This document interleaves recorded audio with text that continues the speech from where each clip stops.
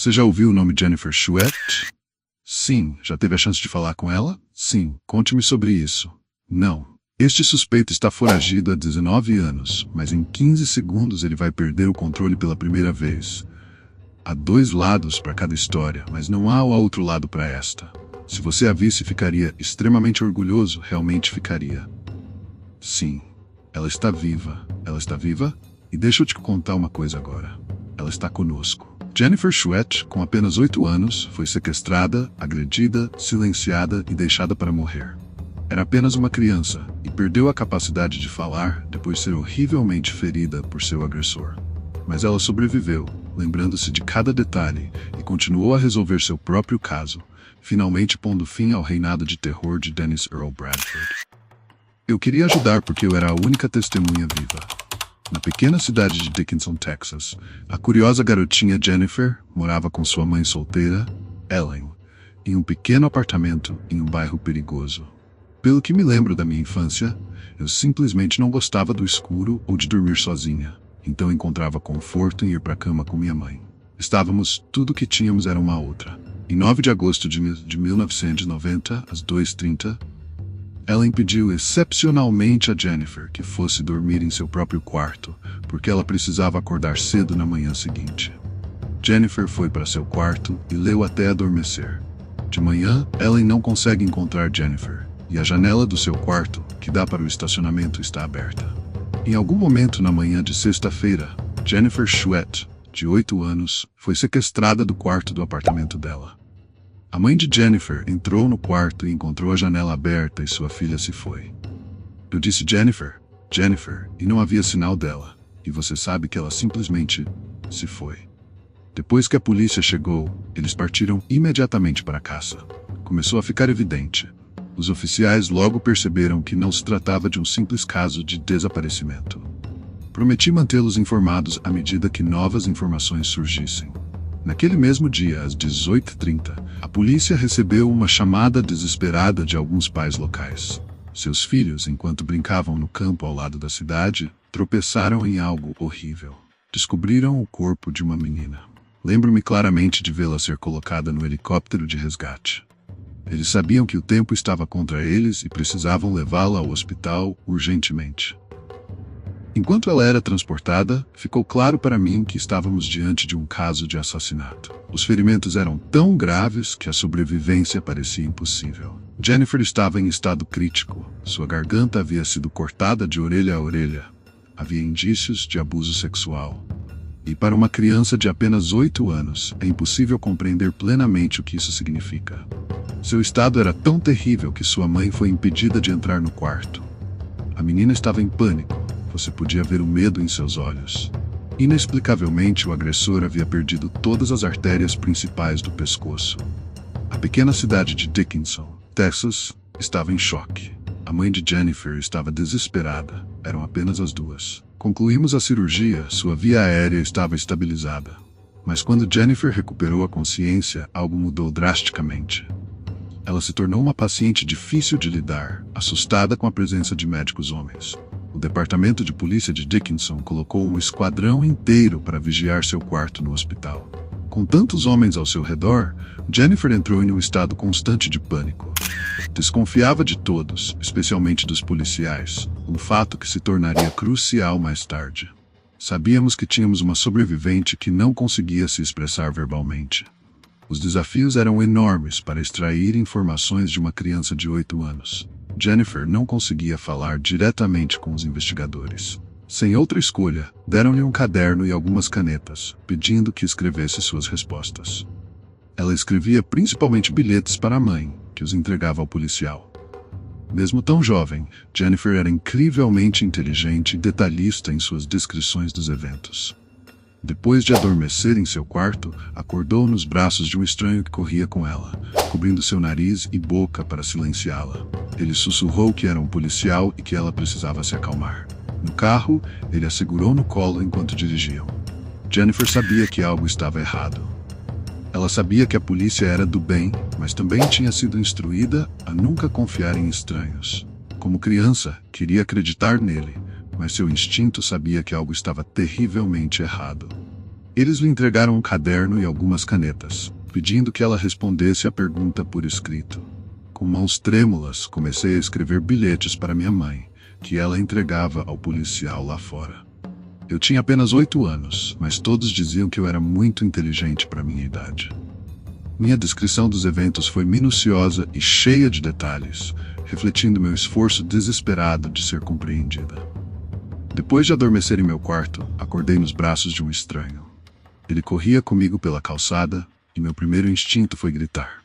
Mas antes que eu pudesse fazer qualquer som, ele cobriu meu nariz e boca. Sussurrando, ele disse que era um policial e que eu precisava me acalmar. Tentando entender a situação, fui levado até um carro, onde ele me segurou no colo enquanto saíamos dali. Naquele momento, senti que algo estava terrivelmente errado.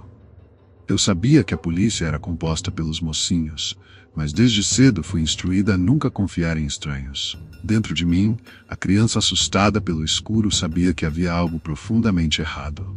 A desconfiança que eu sentia era uma pista clara para o investigador sobre por que eu não confiava em nenhum homem, especialmente em policiais. Foi então que comecei a perceber que eu tinha sido sequestrada. O medo do desconhecido me dominava, e eu não sabia o que poderia acontecer a seguir. Para me acalmar, o homem estacionou o carro na escola primária local, dizendo que esperaríamos até o amanhecer para que minha mãe viesse me buscar. Lembro-me de aguardar ansiosamente por aqueles faróis, mas eles nunca chegaram. Enquanto esperávamos, o homem fumava, bebia e me oferecia doces. Um sinal claro de perigo para qualquer criança que tivesse aprendido sobre segurança. Bem, sua mãe não vai vir, ele disse, ligando o carro novamente. Saímos da cidade e paramos em um campo deserto. Lá, minha curiosidade infantil tomou conta. Comecei a fazer perguntas incessantes, tentando entender a verdade. Onde está sua arma? Onde está seu distintivo? Eu perguntava, buscando provas de sua identidade. Ele respondeu que sua arma estava no banco de trás, o que me fez hesitar e permanecer no banco da frente. A dúvida e o medo se misturavam dentro de mim enquanto eu tentava juntar as peças de um quebra-cabeça que parecia sem solução. Cada resposta dele apenas aumentava minha certeza de que eu estava em grave perigo, e meu coração batia descompassado com a incerteza do que viria a seguir. O veículo virou na estrada e Jennifer olhou para o banco de trás. Foi então que aconteceu. Por respeito a Jennifer e às outras vítimas do agressor, não vamos mostrar os detalhes, pois são extremamente horríveis. Quando ela recuperou a consciência, estava sendo arrastada pelo tornozelo, nua no meio de um campo. É inacreditável pensar que alguém tão jovem soubesse exatamente o que fazer nessa situação. Mas ela fingiu estar morta, sabendo que essa era sua única chance de sobrevivência. O agressor largou suas pernas e ela ouviu seus passos se afastando. Ele a deixou para morrer sobre um formigueiro. Enquanto o sol nascia, ela podia ouvir crianças brincando e cachorros latindo ao longe. Jennifer percebeu que não conseguia gritar. Só tinha força suficiente para levar a mão direita ao pescoço. Quando olhou para sua mão, viu que estava cheia de sangue. Nesse ponto, ela começou a entrar e sair da consciência, mas as mordidas das formigas de fogo a mantinham acordada. Mesmo com a morte se aproximando, ela se esforçava para lembrar de todos os detalhes que pudesse, pensando que, se sobrevivesse, poderia ajudar a capturá-lo. Ela recordava que ele parecia oleoso e talvez tivesse uma cicatriz ou algo assim no rosto.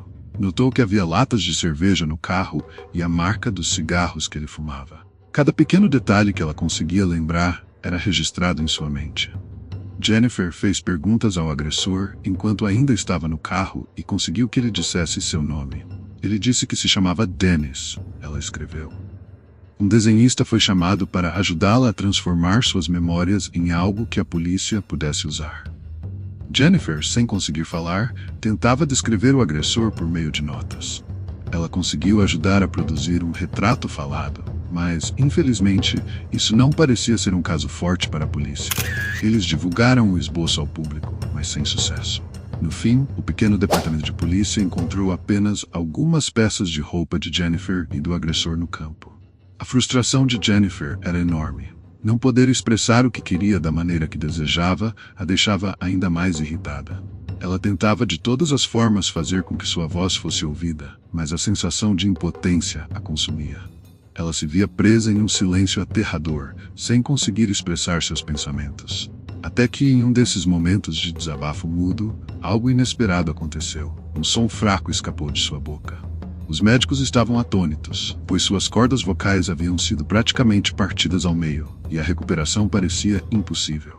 No entanto, contra todas as probabilidades, elas começaram a se regenerar. E assim recuperei minha voz enquanto ainda estava no hospital.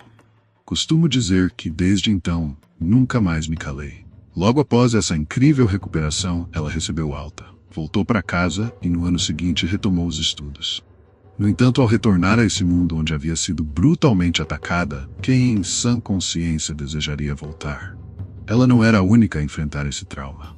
Toda a pequena cidade de Dickinson vivia em constante tensão.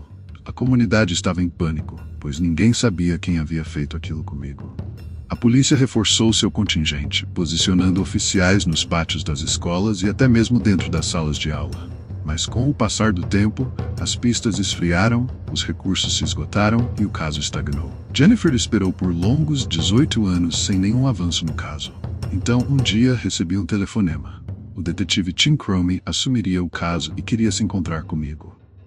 Pela primeira vez em anos, um policial demonstrava interesse real em me ouvir. Ele me disse algo que reacendeu minha esperança. Ao sentar-se comigo pela primeira vez, Tim declarou com firmeza: Jennifer, farei tudo o que estiver ao meu alcance até o fim da minha carreira para te dar as respostas que você precisa. Aquela frase simples transformou minha vida. Senti que ele estava tão comprometido em resolver meu caso quanto eu. Ter Jennifer envolvida no caso foi um diferencial. Ela podia ajudar com detalhes que de outra forma nunca teríamos descoberto. Eu queria fazer parte da solução do meu próprio caso. Queria ajudar por ter a única testemunha viva. Tim contatou o FBI e solicitou que analisassem as peças de roupa encontradas no campo 18 anos atrás. Trabalhar em casos arquivados é uma corrida contra o tempo. As pessoas esquecem, se mudam, morrem. Esse foi um dos benefícios do tempo: os avanços na tecnologia de DNA. Conforme os anos se passaram, meu otimismo foi desaparecendo. Se não obtivéssemos um resultado positivo no DNA, eu temia que nunca resolveríamos esse caso. Os procedimentos levaram um ano inteiro, mas finalmente deram frutos. Eram 2h30 da manhã quando meu telefone tocou. Era o laboratório de DNA. O examinador me disse: temos uma correspondência de 22 de setembro de 2009. O FBI identificou o nome: Dennis Earl Bradford. Quem era esse homem? Nunca vimos esse nome em nenhum relatório. Quando Tim e eu ligamos os pontos com as notas de Jennifer, percebemos que ela havia mencionado um Dennis. Ela tinha apenas 8 anos na época, sob efeito de analgésicos e incapaz de falar. Para que ela lembrasse disso tantos anos depois, era algo monumental. Bradford era um homem de 39 anos do Arkansas, que havia acabado de sair da prisão por outro sequestro, apenas 6 meses após o sequestro de Jennifer. Ele foi preso por tentar agredir sexualmente outra mulher em um bar. 7 anos após o primeiro sequestro, ele atacou outra mulher, tentando estrangulá-la e ameaçando-a com uma faca, exatamente como fez com Jennifer. Foi a partir dessa agressão sexual que seu DNA entrou no banco de dados nacional e finalmente correspondemos com as evidências que tínhamos. Eles também conseguiram uma cópia de sua carteira de motorista de 1990.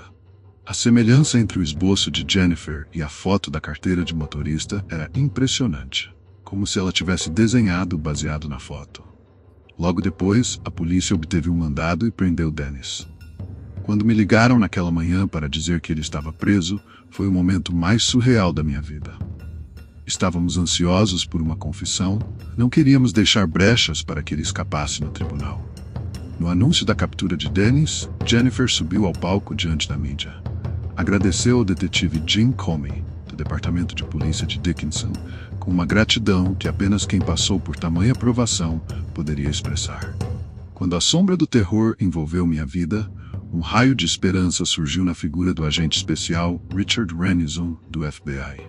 Durante 1 ano e meio, ele dedicou-se incansavelmente ao meu caso, prometendo desde o primeiro dia nunca desistir, sempre escutando minha voz e reconhecendo minha determinação. Enquanto me preparava para o julgamento de Dennis, aquele que havia transformado minha infância em um pesadelo, o peso dos anos de sofrimento parecia prestes a ser aliviado. Escolhemos simbolicamente o dia 10 de agosto para o julgamento, exatos 20 anos após o ataque. As noites sem fim que passei acordada, tentando aperfeiçoar minha declaração de impacto, refletiam a luta interna para transformar 19 anos de dor em palavras poderosas. No entanto, o destino reservou outra surpresa. Dennis se enforcou na cela no dia marcado para o julgamento. Eu fui até o túmulo dele e, com uma força que nunca pensei possuir, li minha declaração de impacto.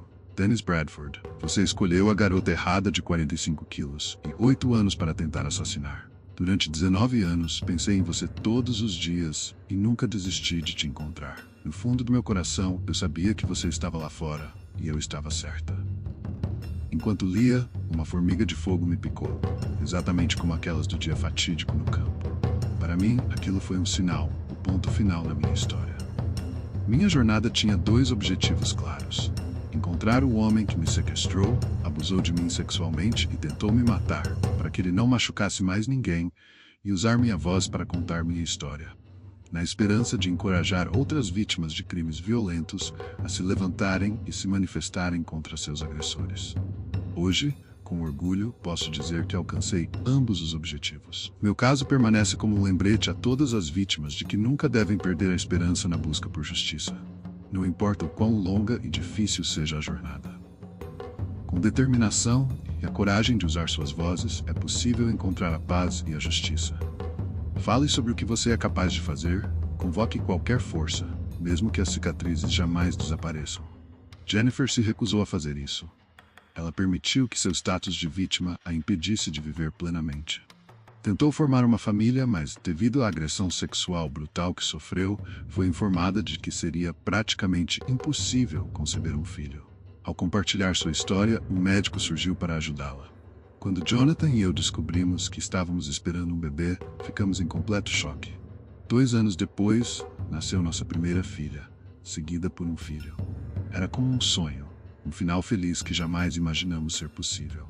Hoje, Jennifer continua a erguer sua voz como defensora das vítimas. Ele tentou silenciá-la, mas ela sempre foi mais forte.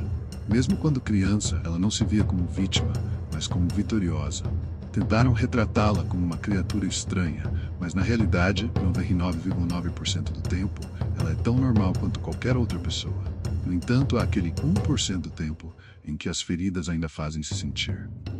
Essa é a história de Jennifer, uma mulher que transformou dor em força e encontrou felicidade onde menos esperava. Não se esqueça de se inscrever no Mentes Sombrias para mais histórias reais de crimes e mistérios. Se você gostou deste vídeo, deixe seu like e compartilhe com amigos que também são apaixonados por casos criminais intrigantes. Não perca nenhum episódio das histórias mais sombrias e impactantes. Ative o sininho para receber todas as notificações e ser o primeiro a conferir nosso próximo caso. Deixe seu comentário abaixo. Queremos saber sua opinião sobre este caso e sugestões para os próximos vídeos. Obrigado por assistir e até o próximo mistério.